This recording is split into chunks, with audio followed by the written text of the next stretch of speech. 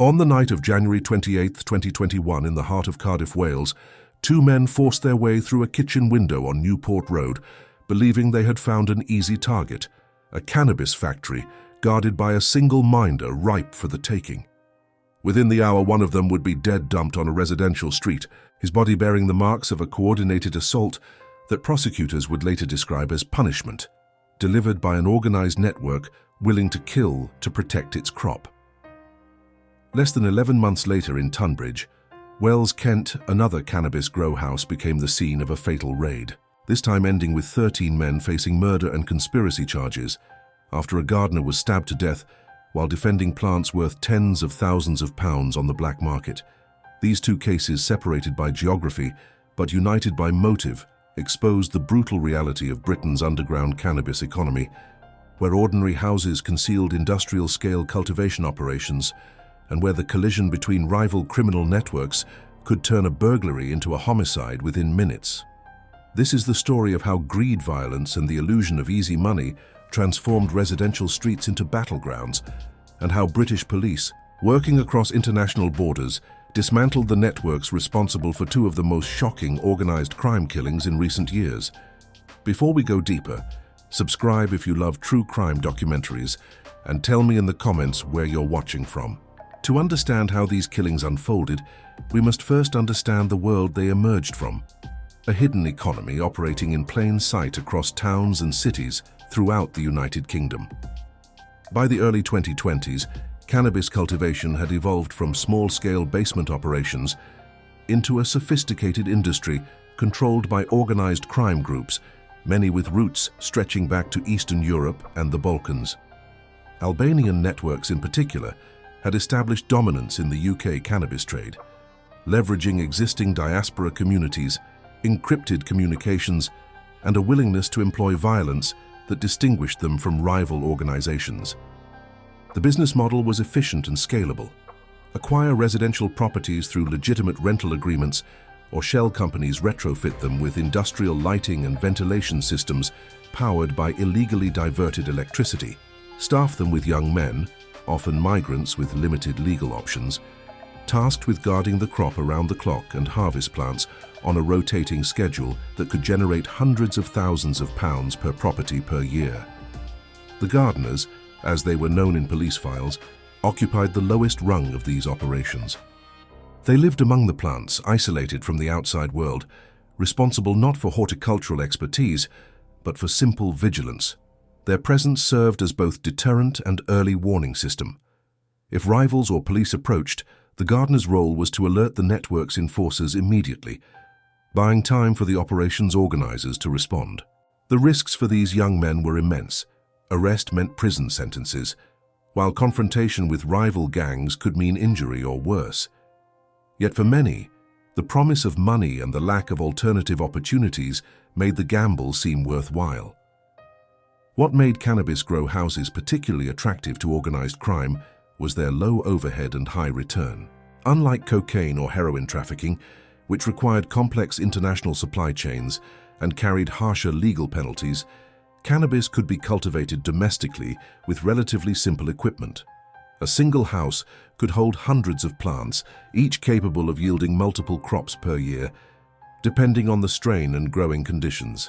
Street-level distribution networks were well established, demand was consistent, and the penalties for cultivation, while serious, were often less severe than those for trafficking harder drugs.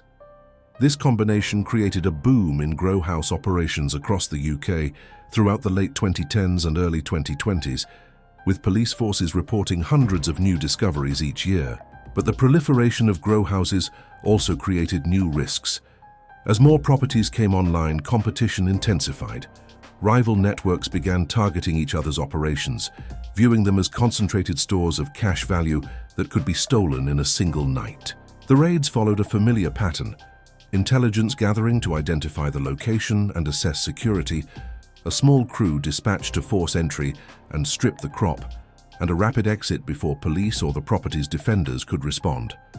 Most raids succeeded without violence, the gardeners either fleeing or offering minimal resistance. But when networks chose to fight back, the consequences could be catastrophic.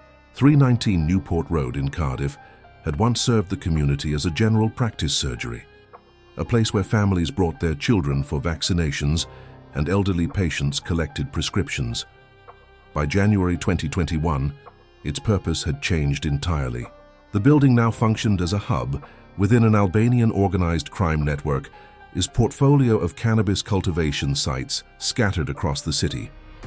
Upstairs, every available room had been converted into growing space. More than 570 cannabis plants stood in rows beneath high-intensity lamps, their leaves reaching toward artificial sunlight in a climate controlled by fans and humidity monitors. The electricity powering this operation had been diverted illegally from the main supply, a common tactic that allowed growers to avoid the suspiciously high utility bills that often alerted authorities to cultivation sites. Forensic accountants would later estimate the crop's potential street value at anywhere between £64,000 and £250,000, depending on how it was processed, divided, and distributed through the retail network. The wide range reflected the realities of the cannabis market.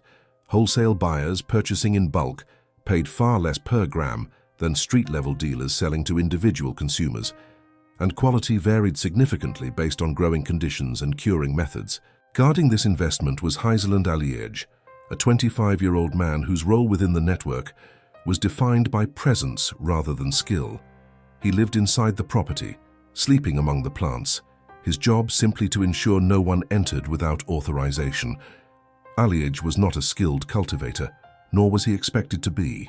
His value lay in his willingness to remain on site and raise the alarm if anything went wrong.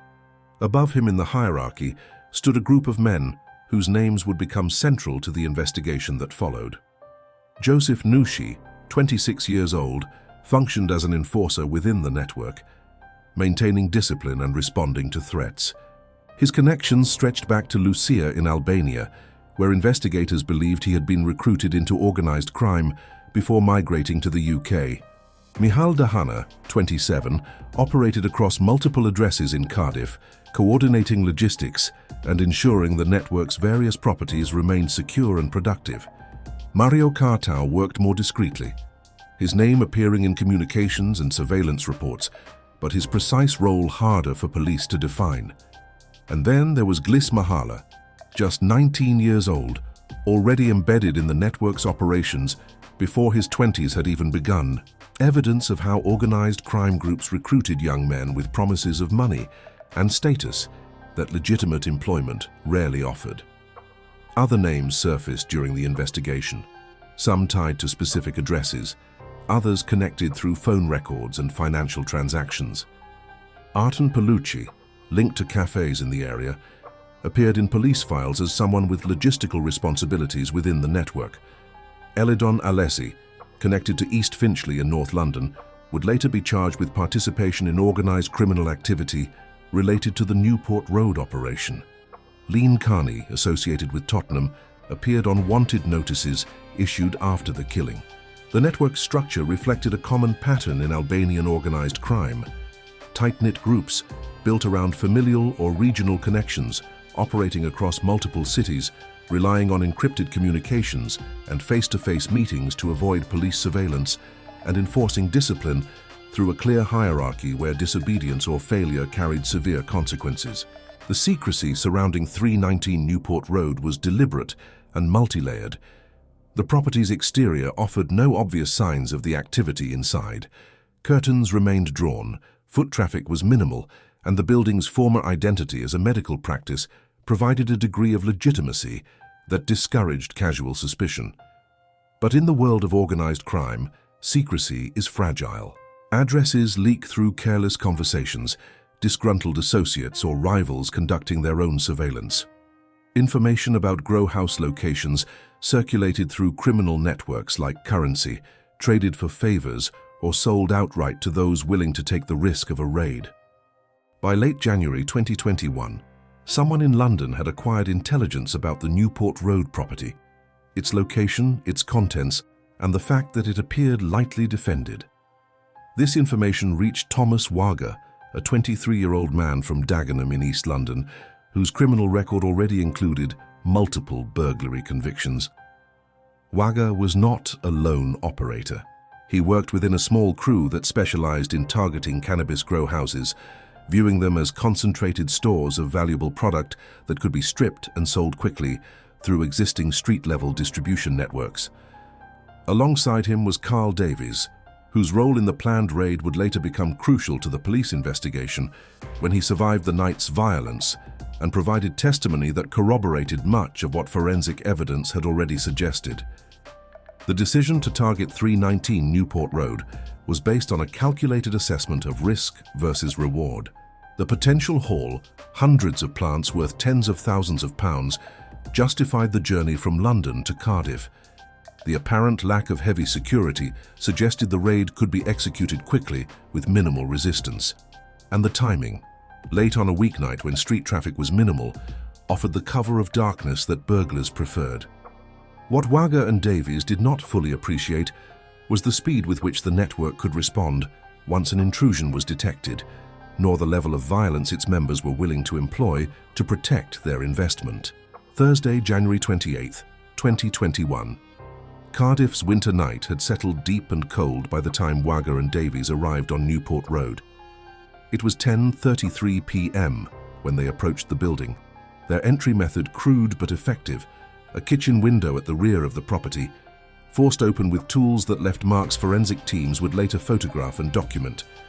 Glass and frame gave way just enough to allow them to climb inside, dropping into the darkened interior where the smell of cannabis immediately confirmed they had found the right target.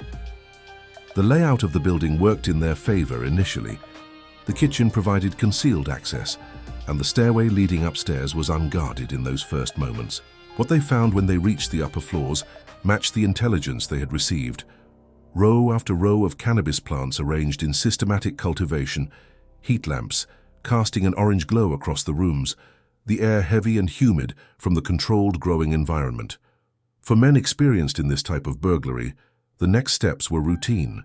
They had come equipped with cutting tools, ready to harvest stalks quickly, filling bags with enough plants to make the journey worthwhile without spending so long on site that discovery became inevitable. The plan was simple. Get in, strip what they could carry, get out before anyone realized what had happened. In the drug trade's brutal economics, a grow house represented an irresistible target precisely because of its concentrated value. Unlike street-level dealing, which required countless small transactions to generate significant profit, a single successful grow house raid could net tens of thousands of pounds worth of product in less than an hour. The plants themselves were bulky, but relatively light, easily transported in large bags or bin liners, and the market for stolen cannabis was robust. Dealers who purchased from burglars paid less than they would to legitimate suppliers within the network, but the savings justified the risk of handling stolen goods. For Wagga and Davies, moving through the upstairs rooms with their cutters, the silence inside the building suggested everything was proceeding according to plan. But silence is deceptive. Even as they worked, alarms were being raised. Heiseland Alliage had not been asleep when the intrusion began.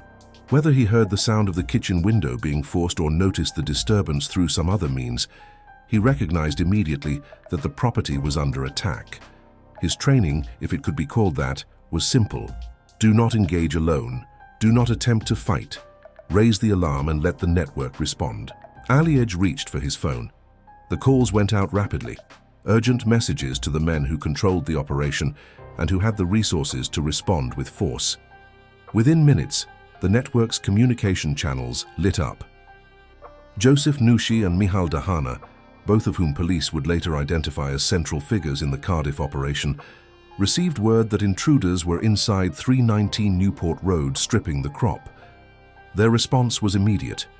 Nushi and Dahana climbed into a Mazda and began driving toward Newport Road.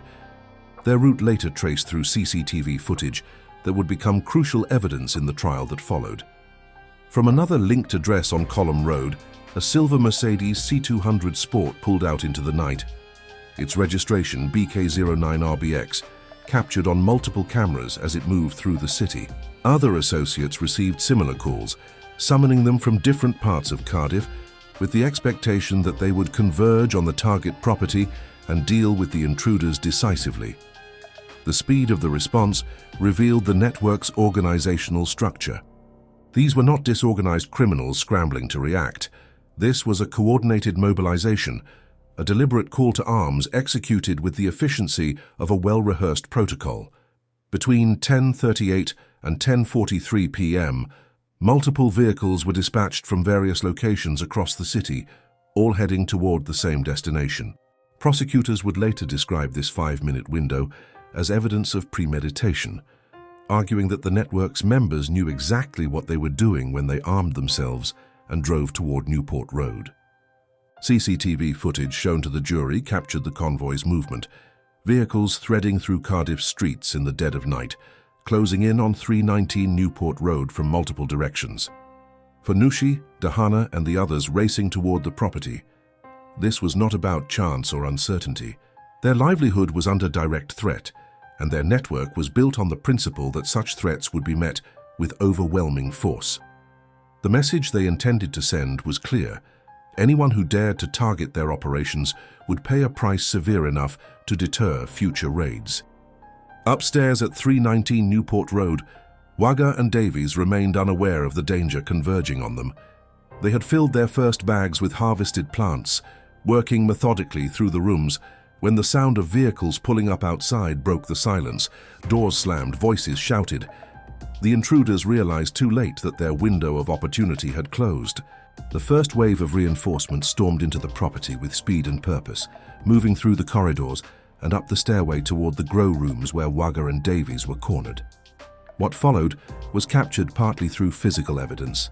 Blood spatter patterns, broken objects used as weapons, the positioning of bodies and belongings scattered across the scene, and partly through the testimony of Carl Davies, who survived the violence and later provided police with a detailed account of what he had witnessed and experienced. Davies was caught first. In the chaos of the initial assault, he found himself surrounded by multiple attackers wielding whatever came to hand. A baseball bat, a bamboo pole, even a brick.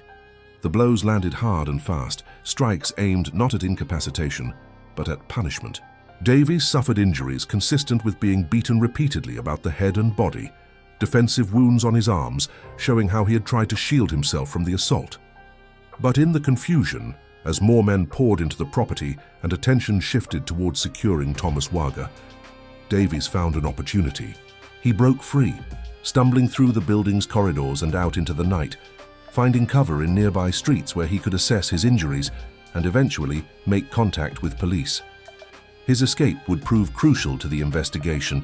Without Davies' testimony, prosecutors would have had to rely entirely on forensic evidence and circumstantial patterns to reconstruct what had happened inside the property during those chaotic minutes. For Thomas Wagga, there was no escape. Surrounded and outnumbered, he was subjected to an assault that forensic pathologists would later describe in painstaking detail during the trial. The evidence recovered from his body told a brutal story. Between 25 and 28 separate blows had been delivered, targeting his head, torso, and limbs. His ribs were fractured, injuries consistent with being struck repeatedly by blunt objects. His arms bore defensive wounds, bruises and lacerations where he had attempted to shield his face and head from the strikes raining down on him. The severity of the head injuries indicated that whoever was wielding the weapons had done so with considerable force, strikes powerful enough to cause trauma that would ultimately prove fatal. Prosecutors presenting the case to the jury argued that the assault on Wagga was not a spontaneous act of rage, but a calculated punishment. The number of blows, the targeting of multiple areas of the body, and the duration of the attack all suggested intent to cause grievous bodily harm rather than an immediate killing. This distinction mattered legally. It spoke to the mindset of the attackers, to whether they had arrived intending to kill, or whether the death had resulted from an assault that spiraled beyond their initial intentions. The forensic evidence supported the prosecution's theory. Wagga had been beaten systematically, not in a frenzied explosion of violence, but in a sustained attack where each blow was delivered with purpose. The injuries to his head were severe enough to cause unconsciousness, yet the assault had continued, suggesting that even after Wagga was no longer able to defend himself, the beating went on. But the attackers did not simply leave him where he lay. What happened next revealed another dimension of the network's intentions. Waga was not just to be beaten, he was to be interrogated. The men surrounding him wanted information. Who had sent him? Who else knew about the grow house? Whether this was part of a larger effort by a rival network to target their operations across Cardiff. In that moment, Waga transformed from burglar to leverage, a way for the Albanian crew to send a message not just to him, but to anyone else considering similar raids. The interrogation, if it occurred, left no recorded evidence beyond the physical trauma inflicted. But the decision to remove Waga from the property, rather than leave him at the scene, suggested the attackers were thinking beyond the immediate confrontation. They needed to move him, to ensure his body would not be found inside 319 Newport Road, where its discovery would immediately expose the cannabis operation and bring police scrutiny before the network could dismantle the evidence. Blood evidence traced the route Waga's body took from the grow rooms downstairs and out to the waiting Mercedes. Forensic teams later documented the trail, droplets and smears that marked his passage through the building, showing where he had been dragged or carried by multiple individuals. The Mercedes, that silver C200 Sport with the registration BK09RBX, became the vehicle that would transport him from Newport Road through Cardiff's back streets. Inside the car, Waga was gravely injured, his body struggling under the weight of the trauma he had sustained. The fractures to his ribs, the blows to his head, and the internal injuries were already overwhelming his system. Medical experts who examined him post-mortem testified that he was still alive when placed in the Mercedes, but his condition was catastrophic. The convoy moved quickly, threading through the city's quieter residential areas, routes later reconstructed through CCTV analysis that tracked the vehicle's movements minute by minute. The destination was not a hospital or any place where Waga might receive medical attention. Instead, the cars headed toward Waterloo Gardens, a part of Cardiff that offered the darkness and isolation the network needed to dispose of a body without immediate discovery. At approximately 11:30 p.m., barely an hour after the raid had begun, a member of the public walking through Pennyland made a discovery that would launch one of the most complex murder investigations South Wales police had faced in years. Lying on Westville Road was Thomas Waga, his body showing the unmistakable marks of severe violence. The caller immediately contacted emergency services, and within minutes police and ambulance crews were on scene. But there was nothing paramedics could do. Waga was pronounced dead at the scene. The post-mortem examination, conducted in the days that followed, confirmed what the visible injuries had already suggested. The cause of death was airway obstruction caused by blood inhalation following severe head injuries. In layman's terms, the assault had caused such significant trauma to Waga's head that blood had pooled in his airways, preventing him from breathing. The combination of external wounds and internal bleeding had created a fatal cascade of injuries that, even with immediate medical intervention, might not have been survivable. The location where his body was found told its own story. Westville Road in Pennyland was not close to Newport Road.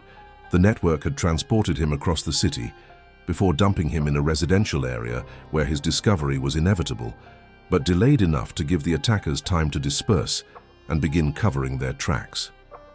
The discovery of Thomas Waga's body triggered an immediate and intensive police response. South Wales police recognized within hours that this was not a straightforward homicide, but a killing connected to organized crime, likely involving multiple suspects and sophisticated efforts to evade detection.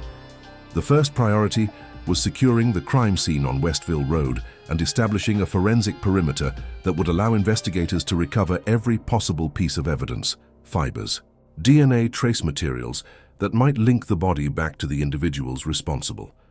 Simultaneously, a second team moved to 319 Newport Road. The connection between Waga's death and the cannabis grow house was immediately apparent. His clothing carried plant material, and intelligence suggested he had been part of a burglary crew targeting the property.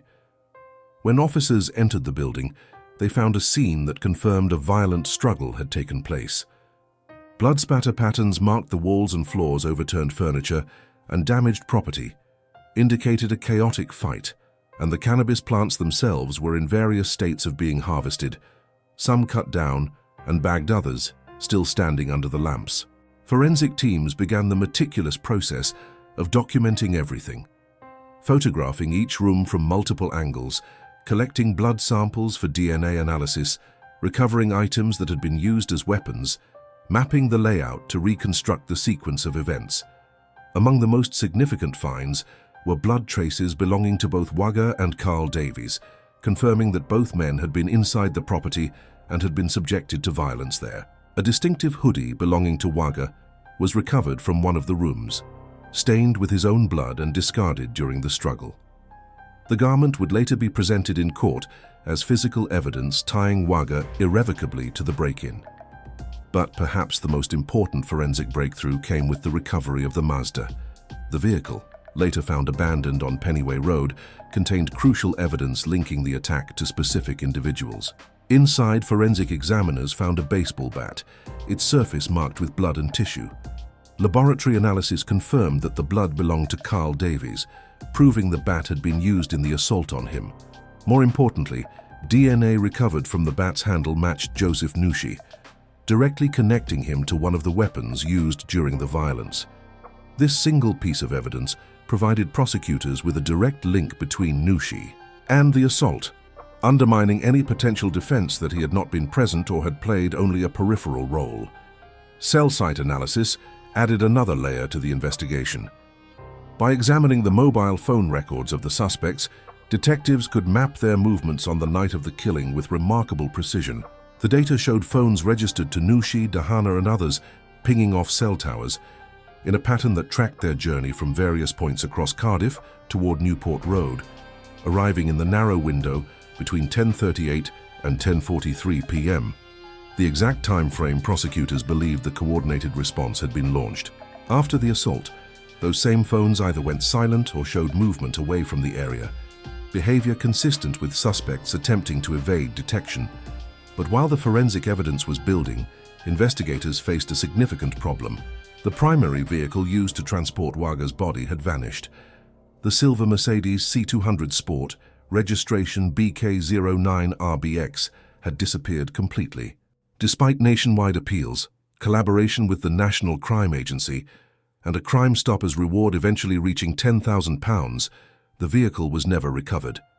Police believed the Mercedes contained crucial evidence: Wagga's blood, DNA from his attackers, possibly the weapons used in the final assault, but without the car, that evidence remained beyond reach. Investigators theorized the vehicle had either been burned out in a remote location, hidden in a private property inaccessible to search warrants, or shipped overseas, perhaps back to Albania, where it could be dismantled or sold without raising suspicion. The disappearance of the Mercedes illustrated one of the challenges law enforcement faced when dealing with organized crime networks with international connections. These groups had resources and experience in evidence disposal, using methods that went far beyond what typical criminals might employ. The loss of the vehicle meant prosecutors would have to rely on circumstantial evidence, witness testimony, and the forensic traces recovered from other locations to build their case. As the investigation widened, arrests began. Heisland Aliaj, the gardener who had been inside 319 Newport Road when the raid occurred, was among the first to be detained. He was charged with playing a direct role not just in guarding the cannabis crop, but in assisting those who had attacked Wagga and Davies. His phone records placed him at the scene throughout the incident, and his calls to other members of the network immediately after the intrusion provided clear evidence that he had triggered the violent response. But the network's senior figures had fled. Joseph Nushi and Michal Dahana were no longer in the United Kingdom. Intelligence suggested they had crossed into continental Europe within days of the killing, using routes and methods that organized crime groups had long employed to evade British law enforcement. The manhunt became international. South Wales Police worked closely with the National Crime Agency, Europol, and law enforcement agencies in France and Albania to track the fugitives. Public appeals were issued, photographs and descriptions circulated, rewards offered for information leading to arrests. Crime Stoppers launched campaigns targeting Albanian communities in the UK and abroad, hoping that someone with knowledge of the fugitives' whereabouts might come forward. In May 2021, months after the killing, came the first breakthrough.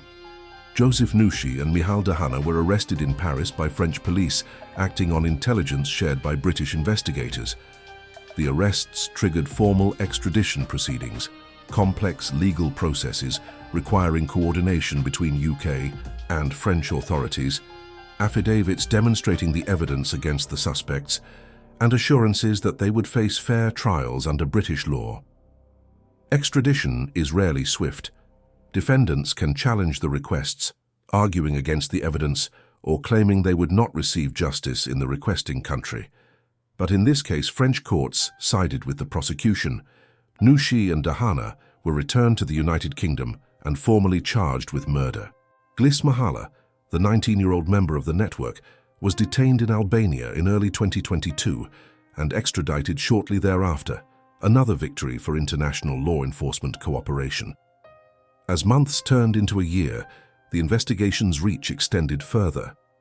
Arton Palucci and Elidon Alessi, both of whom had appeared in early intelligence as figures connected to the network, were eventually tracked and charged in connection with the killing and participation in organized criminal activity. The case files grew thicker, evidence accumulating through painstaking detective work, forensic analysis, and the slow grinding of international legal processes. By late 2022, the prosecution was ready. The case came before a Crown Court jury, where months of investigation, thousands of hours of forensic analysis, and testimony from dozens of witnesses and experts were condensed into evidence presented over weeks of trial. The jury was tasked with weighing the evidence against each defendant individually, determining whether the prosecution had proved beyond reasonable doubt that each man was guilty of the charges brought against him. The verdicts, when they came, reflected the strength of the evidence and the clarity of the connections investigators had established. Joseph Nushi, identified by prosecutors as one of the ringleaders who had organized and led the violent response, was found guilty of murder. The jury concluded that Nushi had not only participated in the assault on Thomas Waga, but had played a central role in coordinating the network's reaction, summoning others to the scene, and ensuring the attack was carried out with sufficient force to send a message. The judge sentenced him to life imprisonment, with a minimum term of 20 years before he could even be considered for parole, a sentence reflecting both the severity of the crime and Nushi's leadership role within the network. Michal Dahana was also convicted of murder. Like Nushi, Dahana had been present during the assault, had participated in the violence, and had helped transport Waga's body from Newport Road to the location where it was dumped. He too received life imprisonment, though his minimum term was set at 16 years, a distinction that reflected the jury's assessment of his role as slightly less central than Nushi's. Heiseland Aliage, the gardener whose phone calls had triggered the coordinated response, faced a different outcome. The jury concluded he had not participated directly in the fatal assault, but had played a supporting role that made him complicit in the events that followed. He was convicted of manslaughter rather than murder, a verdict that acknowledged his involvement without attributing to him the full intent required for a murder conviction. Aliage was sentenced to 10 years imprisonment. Not all defendants were convicted. Mario Cartau and Glis Mahala, both of whom had been charged in connection with the killing, were acquitted after the jury found the evidence insufficient to prove their participation beyond reasonable doubt. The acquittals highlighted the complexity of prosecuting organized crime cases, where multiple individuals are alleged to have acted together. Each defendant's involvement must be proved independently, and circumstantial evidence that places someone near the scene or in contact with other suspects is not always enough to secure a conviction. But the story did not end with that first trial. Further charges were prepared against Elidon Alessi, Arton Palucci and Leon Carney, each accused of roles within the wider network and participation in the events surrounding the killing. Some faced extradition proceedings that would take months or years to resolve. Others remained subjects of international arrest warrants, fugitives whose eventual capture would depend on cooperation between law enforcement agencies across borders. The Cardiff case, for all its violence and tragedy, was not an isolated incident. It was part of a broader pattern that British police had been documenting for years, a pattern in which cannabis grow houses, protected by organized crime networks, became flashpoints for extreme violence when rival groups decided to test their defenses. On Saturday, December 4, 2021, nearly 11 months after Thomas Waga's body was found in Cardiff, Kent police received a call that would trigger another major investigation with disturbing parallels to the Newport Road killing. It was 3:15 a.m. when officers were dispatched to K Road in Tunbridge Wells, responding to reports of a disturbance at a terraced house in a quiet residential area. When patrol units arrived, the first thing they saw was evidence scattered along the pavement. Cannabis plants torn from their roots and discarded, creating a trail that led directly to the front door. Inside, officers would discover the full scale of what had been operating there. Another cannabis grow house, another property converted into an illegal cultivation site, another scene of violence that had turned fatal. The parallels to Cardiff were immediate and striking. Both cases involved organized crime groups using residential properties to cultivate cannabis on an industrial scale. Both involved young men, often migrants with limited legal alternatives, living on site as gardeners tasked with protecting the crop. And both involved raids by rival criminal groups that escalated into lethal confrontations when the networks chose to defend their investments with overwhelming force. The Tunbridge Wells property had been operating under the radar for months, indistinguishable from neighboring homes except for the subtleties that experienced police officers learned to recognize: windows covered to block natural light, unusually high electricity consumption suggesting illegal diversion, minimal visible activity despite the property appearing occupied. Inside, the transformation was typical of grow house conversions. The building's interior had been gutted and retrofitted with industrial lighting, ventilation systems to manage heat and humidity, and irrigation setups to feed the plants on timed schedules. Every available room had been turned into growing space, maximizing the property's yield potential.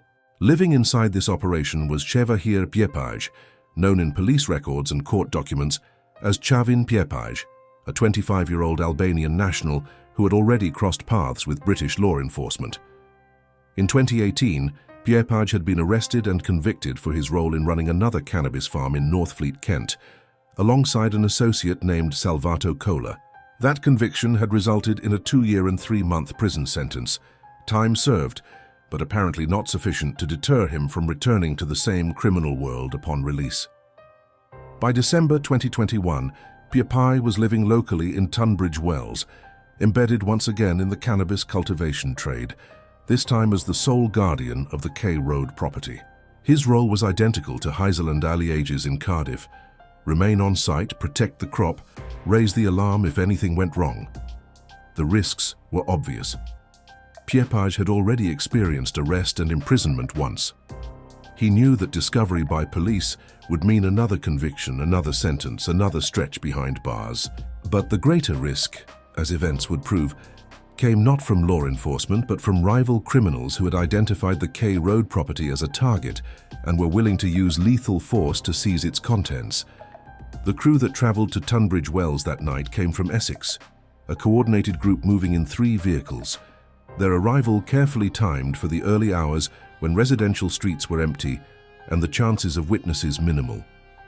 At the center of the operation was Kieran Stewart, a 20-year-old man from Hornchurch in Essex, whose criminal record and reputation for violence had already marked him as someone willing to cross lines others might hesitate at.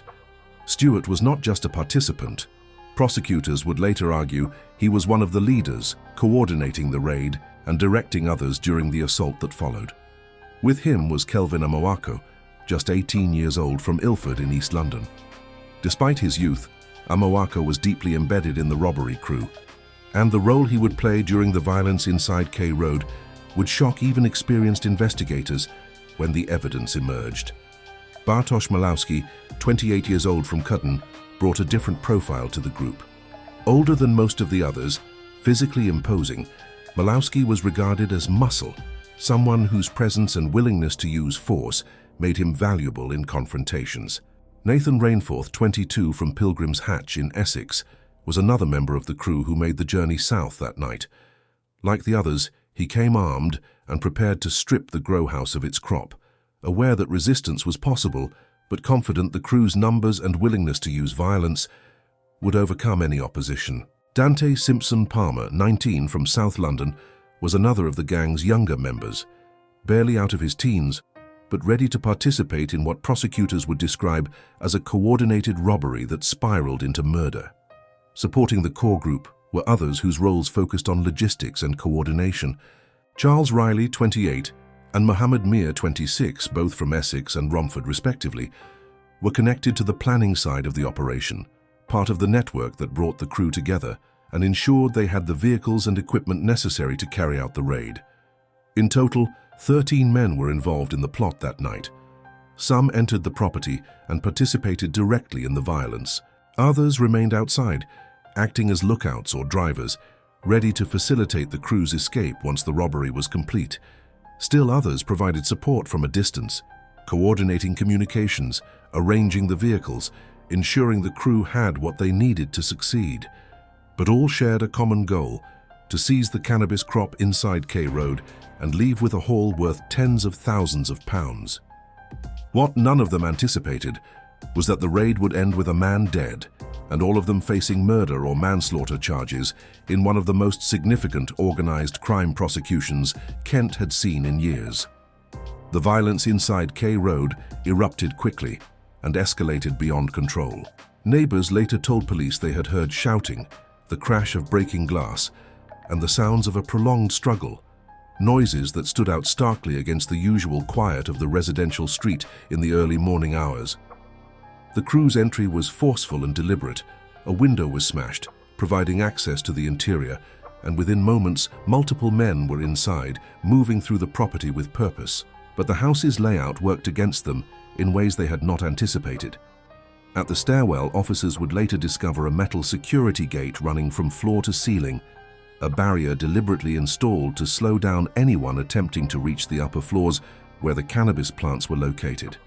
The gate served a dual purpose. It delayed police raids, buying time for those inside to destroy evidence or escape. And it created a choke point that made it harder for rival gangs to move freely through the property. For Jevahir Piepage, trapped upstairs when the crew stormed in, that gate became both protection and prison. He was cornered, unable to flee, forced to confront attackers who had come with the intent to seize the crop and willing to use whatever force necessary to overcome his resistance. The assault on Piepage was brutal and sustained. The post-mortem examination, conducted after his body was recovered, revealed the extent of the violence. He had been stabbed in the chest, the blade penetrating deep enough to puncture his heart. The medical term for the cause of death was hemopericardium, a condition where blood floods into the pericardial sac surrounding the heart, restricting its ability to pump and leading to rapid cardiovascular collapse. In simpler terms, the stab wound had created internal bleeding that overwhelmed his system, and he died from the catastrophic failure of his heart to function under the pressure of accumulated blood. But the fatal stab wound was not the only injury Piepage sustained. His body bore multiple other marks of violence, evidence of a prolonged attack involving punches, kicks, and strikes with weapons. The pattern of injuries suggested he had tried to defend himself, fighting back against multiple attackers, even as the odds turned overwhelmingly against him. Forensic teams recovering the scene found a blood-stained knife, the weapon believed to have been used to inflict the fatal wound. Its presence at the scene provided crucial physical evidence linking the killing to the raid, though determining which individual had wielded it would require additional investigation. What made the Tunbridge Wells case particularly shocking, even to investigators accustomed to violent crime, was the evidence captured during the assault itself. At some point during the attack, Kieran Stewart dialed 999, placing a call to emergency services that was recorded and later played in court. On the recording, Stewart could be heard claiming he feared for his own life, a statement that seemed designed to establish a defense of self-preservation should he later be arrested. But prosecutors would argue that the recording contained far more than Stewart's claims of fear. Embedded in the audio were his own words shouting to Kelvin Amoako, urging him to stab Piepage. That instruction, captured on a recording made by one of the attackers themselves, provided evidence of intent that was almost unprecedented in its clarity. The jury would hear Stewart's voice directing the violence, contradicting any narrative that the killing had been an unplanned accident or a defensive act. The recording became one of the most damaging pieces of evidence in the trial that followed, a moment where the attackers' own actions provided the prosecution with proof of their intent. While Piepage lay dying upstairs, the crew's behavior revealed their callousness. Some of the men turned to their mobile phones, filming themselves as they carried cannabis plants out of the house. The videos, later recovered by police, showed them laughing, joking, and bragging about the raid, displaying their stolen haul even as their victim's life ebbed away inside the property. The footage was not just incriminating, it was chilling, demonstrating a complete lack of empathy or concern for the man they had just mortally wounded. For the jury that would eventually view these videos, the images of young men celebrating their crime while a dying man lay nearby would be difficult to reconcile with any argument that the killing had been unintended or regretted. By the time police and fire crews managed to force their way through the heavy security gate and reach the upper floors, there was nothing they could do for Chevahir Piepage. He was pronounced dead at the scene. The crew had already scattered into the night, their vehicles disappearing into the network of roads leading out of Tunbridge Wells and back toward Essex. Behind them, they left a bloodied crime scene, a body, and enough evidence, physical, digital, and recorded, to ensure that investigators would be able to identify and track them down. The investigation into the Tunbridge Wells killing was assigned to the Kent and Essex Serious Crime Directorate, the specialist unit responsible for dismantling organized criminal networks operating across the region. From the outset, investigators recognized that this was not a spontaneous act of violence, but the result of a planned robbery involving a large, coordinated crew. The scale of the operation, 13 men, 3 vehicles, a targeted property, indicated a level of organization that required careful detective work to unravel. The first priority was containment and rapid arrests. Within 24 hours of the killing, police had already detained 5 individuals, including a 17-year-old boy, 2 18-year-olds, a 28-year-old man, and a 33-year-old woman suspected of assisting offenders after the fact. Each arrest was linked back to Essex, confirming that the crew had traveled from outside the area specifically to carry out the raid. As the investigation widened, additional suspects were identified through a combination of surveillance footage, phone records, and forensic evidence recovered from the scene. CCTV cameras positioned throughout Tunbridge Wells had captured the convoy of vehicles arriving in the area, parking near K Road, and departing shortly after the attack. License plate recognition systems tracked those vehicles back toward Essex, providing investigators with routes and timelines that helped identify the drivers and passengers. Phone records revealed bursts of communication in the hours before the raid, messages coordinating the crew's movements, confirming the target address and arranging logistics. After the killing, those same phones went suddenly silent, a pattern investigators interpreted as a deliberate attempt to avoid detection. But even more damaging than the call records were the videos the crew had filmed themselves. Forensic digital analysts recovering the footage from seized phones found not only the celebratory videos taken inside the property, but also metadata showing when and where the recordings had been made. The images and data provided a detailed timeline of the raid, evidence that prosecutors would use to demonstrate each defendant's presence and participation. By the time the investigation concluded, 13 men had been arrested and charged with offenses ranging from murder to conspiracy to rob. The complexity of the case, multiple defendants, overlapping roles, varying levels of participation, forced prosecutors to split the proceedings into 2 separate trials, each focusing on a different subset of the accused. The first trial, held at Lewes Crown Court with sentencing later at the Old Bailey in May 2023, addressed the core figures whose involvement in the killing was most direct. The evidence presented was exhaustive: CCTV footage tracking the vehicles, forensic analysis of the crime scene, the 999 recording capturing Stewart's instruction to stab Piepage, the self-shot videos showing the crew's celebration, and testimony from witnesses who had heard the disturbance and seen the aftermath. For the jury, the weight of evidence was overwhelming. Kieran Stewart was convicted of murder. Already guilty of conspiracy to rob, he was sentenced to life imprisonment with a minimum term of 26 years before parole could even be considered. The judge, in delivering the sentence, highlighted Stewart's leadership role, his willingness to direct violence, and the premeditated nature of the raid. Kelvin Amoako, just 18 years old when the crime was committed, was also convicted of murder. Despite his youth, the evidence of his participation in the fatal assault was clear, and he received life imprisonment with a minimum term of 22 years.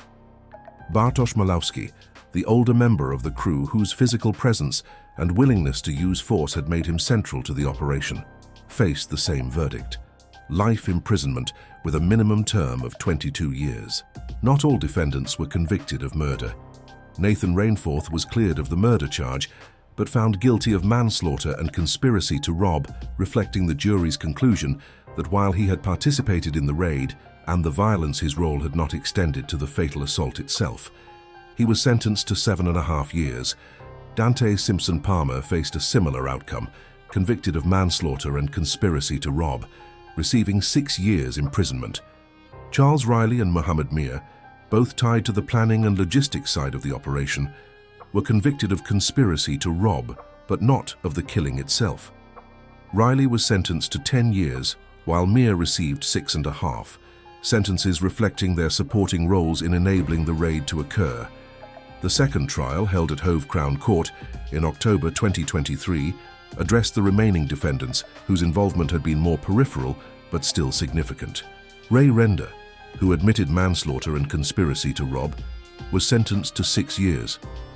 Jonathan Hedges was convicted of conspiracy to rob and jailed for 2 years and 6 months.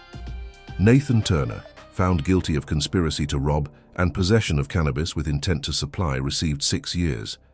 Zach Cutting and Glenn Hoare were both convicted of conspiracy to rob. Fabian Soesmeller, also convicted of conspiracy, received an additional conviction for perverting the course of justice after being caught passing a note to another defendant during the trial, an act the judge described as an attempt to coordinate false testimony. He was sentenced to 2 years and 6 months. By the end of October 2023, every one of the 13 men tied to the Tunbridge Wells raid had been convicted.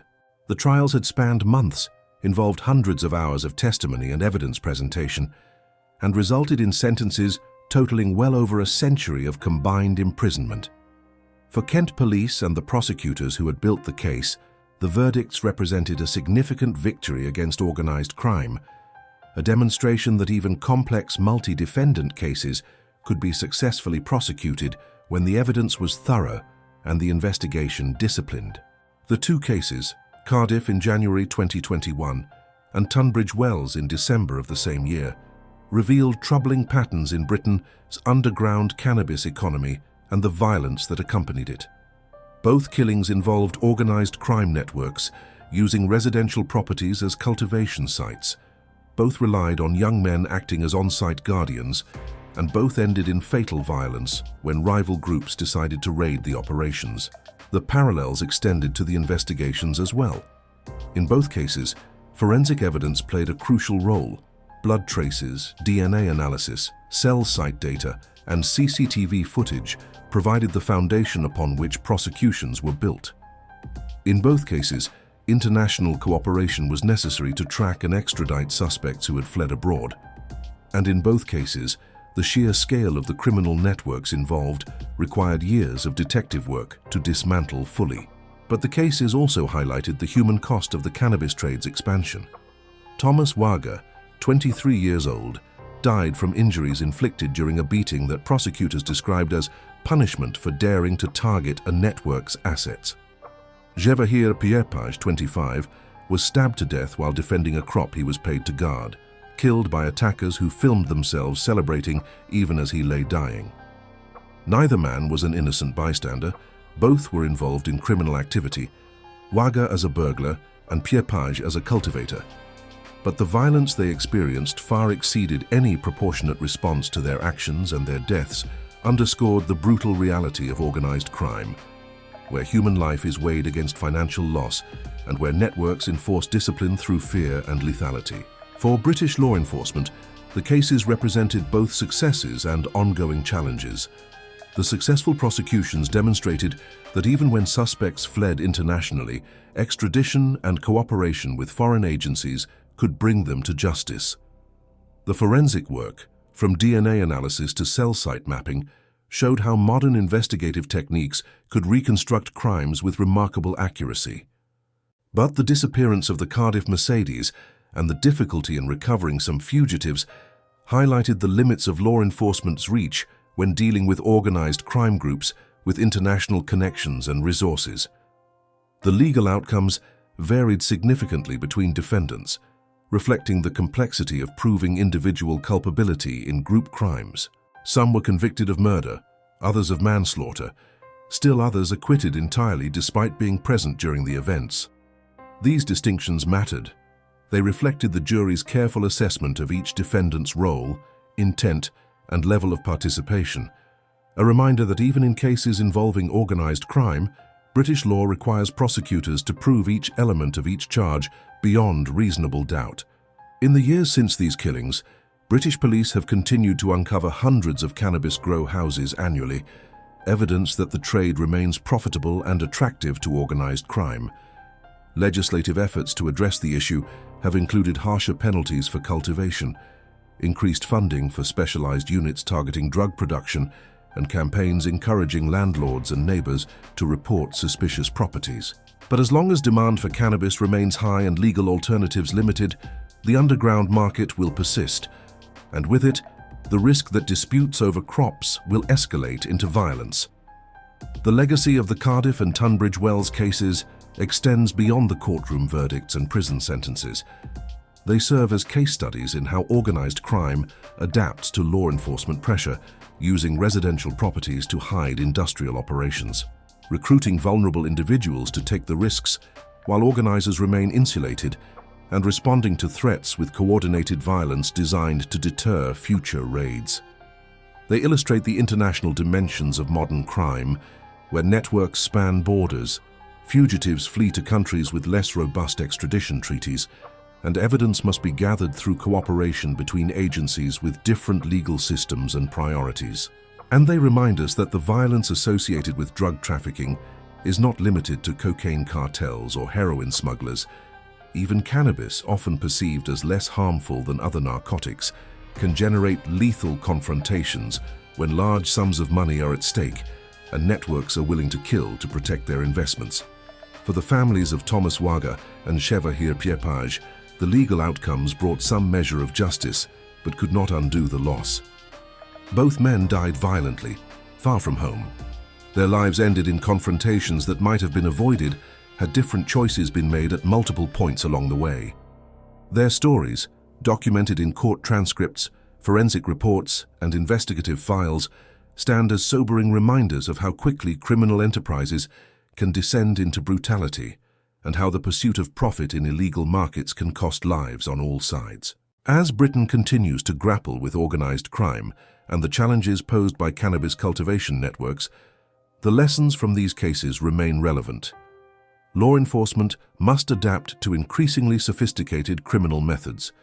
International cooperation is essential when suspects and evidence cross borders, and the human cost of drug-related violence demands continued attention and resources to prevent future tragedies.